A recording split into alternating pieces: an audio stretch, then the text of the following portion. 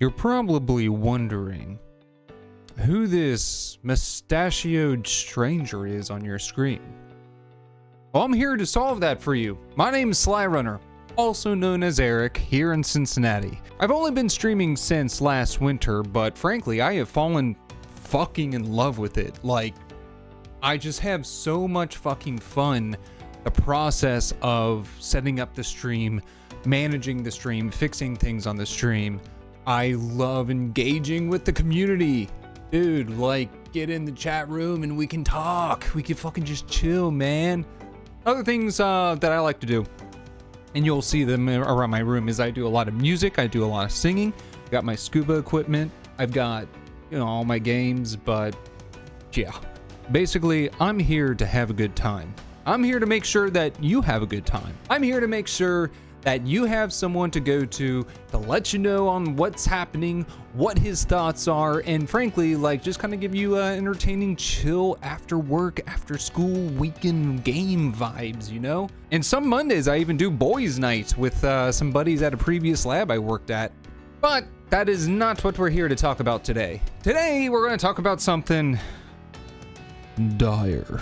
And that is what we're talking about today, folks, our microtransactions. I'm going to try to take this from the most regular guy perspective as humanly possible. I am going to look at this from the average consumer, from some of you. Chances are that if you're watching this, or if you're watching the stream, or if you're watching my shorts or whatever, that you're pretty in tune with the game industry, but chances are you're not. Capcom has just released Dragon's Dogma 2, a long-awaited game from the cult classic, the cult hit from over a decade ago, Dragon's Dogma, that came out on the Xbox 360. The thing is their scope for that game on Dragon's Dogma 1 surpassed the capabilities of the PS3, the Xbox 360, even some PC builds back then. Their game was bigger than the systems that could contain them. And that's why they were super buggy, but they're also why they were super beloved. The first thing you'll notice from reviews, from people talking about the game, journalists, pundits, whatever you want to call them, commentators, regurgitators, podcasters, YouTubers, Twitchers. This game is the definitive version of what they had in mind for Dragon's Dogma 1. That is right off the cuff. You can't see the number 2 anywhere in the game. And in fact, if you look at the code, the hex code, I guarantee you won't find the number 2 anywhere. Don't quote me on that. My point is the game wants you to see it as Dragon's Dogma and not Dragon's Dogma the sequel, which is fine. Whatever. This game is fun. This game is fun. This game is gorgeous. The voice acting is silly. It is over the top. It's great. I love it. You'll see here my character.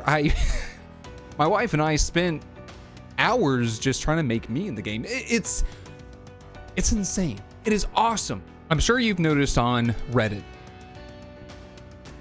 or Twitter or wherever you get your gaming news, Tumblr. I'm sure you've noticed that there are a lot of people talking about the microtransactions. And they're shitty. I'm just going to say that like straight up. Like I hate that we live in an age of microtransactions. MTX.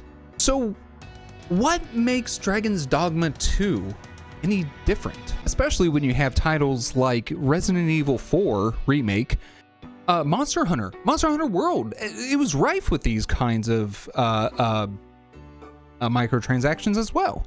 But let's get into the uncomfortable stuff with Dragon's Dogma 2. Right now, Dragon's Dogma 2 is sitting at a mostly negative review on Steam, despite Dragon's Dogma 1 being a cult classic. In reviews for the game is outstanding. Like the preview people like journalists, pundits, reporters, whatever, like all these reviewers got the game, they had only glowing things to say. There are performance issues, but that, frankly speaking, that's just unfortunately the time we live in. These games are fucking huge and massive. I don't think they can account for every single configuration on a computer So you're going to have some issues. Anybody who's a fan of Critical, of Charlie, will see that he didn't even get to fucking play without the game crashing, and the dude owns a company that makes high-end computers. So it's not like he's hurting for the hardware, but for some reason, I was able to play perfectly fine. So those are isolated issues, but they are still issues. But my point is aside from all that, the biggest thing that is upsetting people right now is the presence of microtransactions in a single-player RPG game that you buy for yourself, and you can't even have multiple save files. I get it. People are upset that why are they there in the first place? In Monster Hunter, you had to pay a extra fee, a couple bucks, to change your character. Much like Dragon's Dogma 2. So it's already a precedent they set, but that doesn't really mean we can accept it. It doesn't really mean that we should accept it. The microtransactions in question are the most egregious ones that I've seen are character creator. You pay $2 to change your character mid-game, like the character customization sliders, and fast travel. That's a weird one.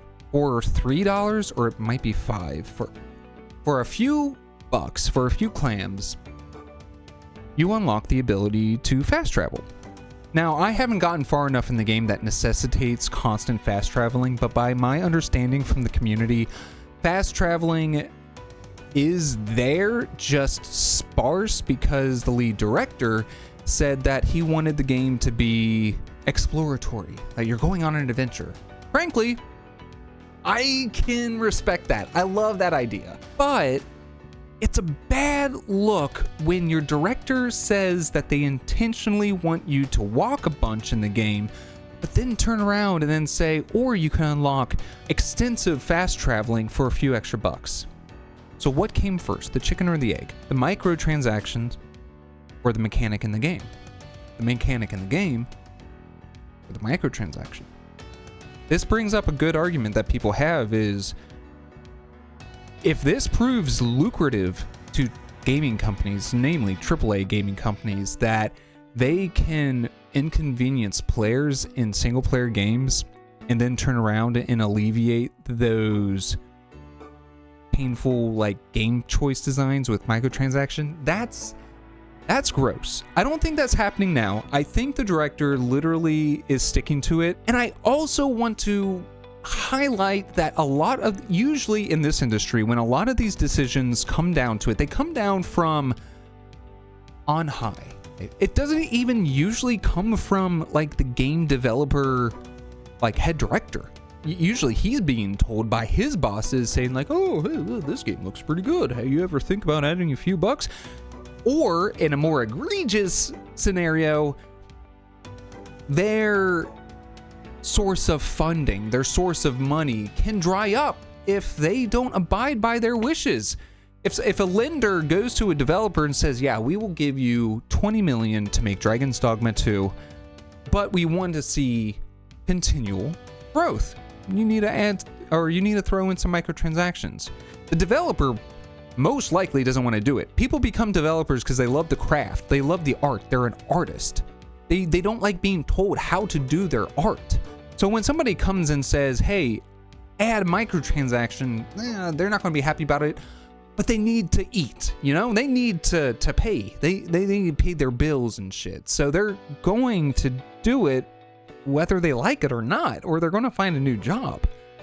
So chances are they're going to begrudgingly add these microtransactions. So that's just one thing I wanted to say is don't go on Twitter and death threat and point your fingers at the individual developers. First off, they are not publicly trained, so there's going to be a Helldivers 2 situation where we're going to have a dev who just gets emotional and then it lashes out. That's going to happen if people continue to poke and prod, and it's not fair to them. Your attention needs to go to Capcom and the higher ups. Yes, it is fucking shitty that why are these microtransactions in this game in the first place? You know, I've seen some arguments where, you know, people with limited time, people with families, jobs and stuff would like that alleviation. They're cheat codes, right? Remember that? Cheat codes? Up, up, down, down, left, right, A, B, select, start. You remember that?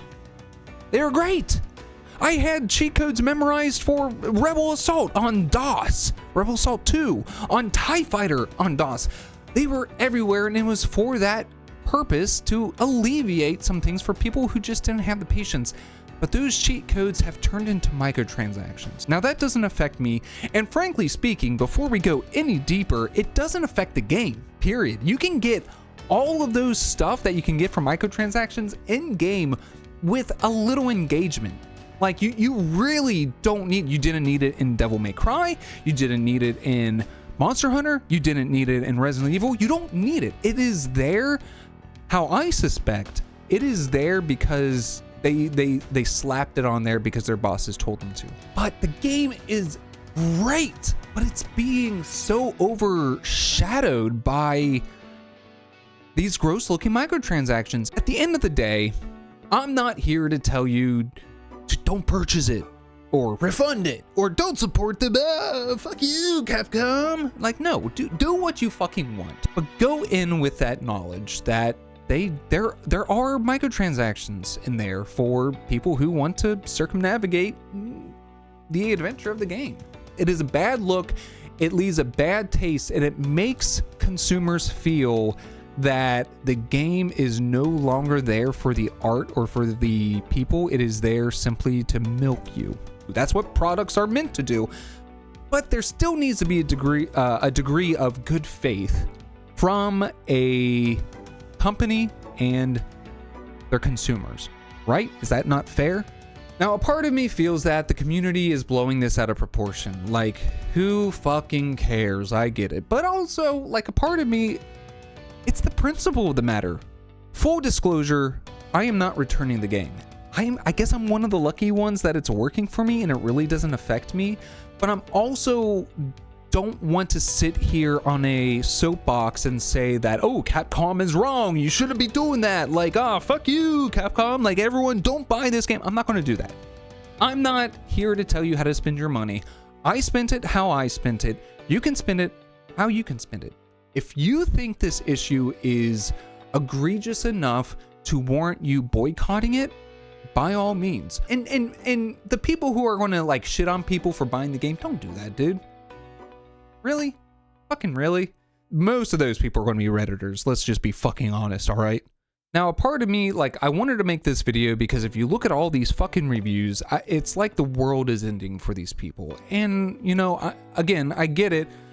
But I also feel like it is just overblown, but from the mere fact that it has hit critical mass. This is kind of like this big cult classic, this big thing that people were looking forward to. It launched shitty. It launched with microtransactions. Big streamers and YouTubers like Charlie are crashing. It is not a good look, and I totally get it.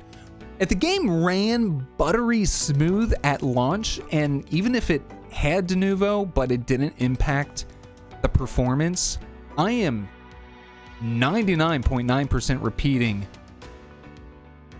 positive that people wouldn't be this upset with the microtransactions. I think the microtransactions are the haze, the straws that broke the camel's back.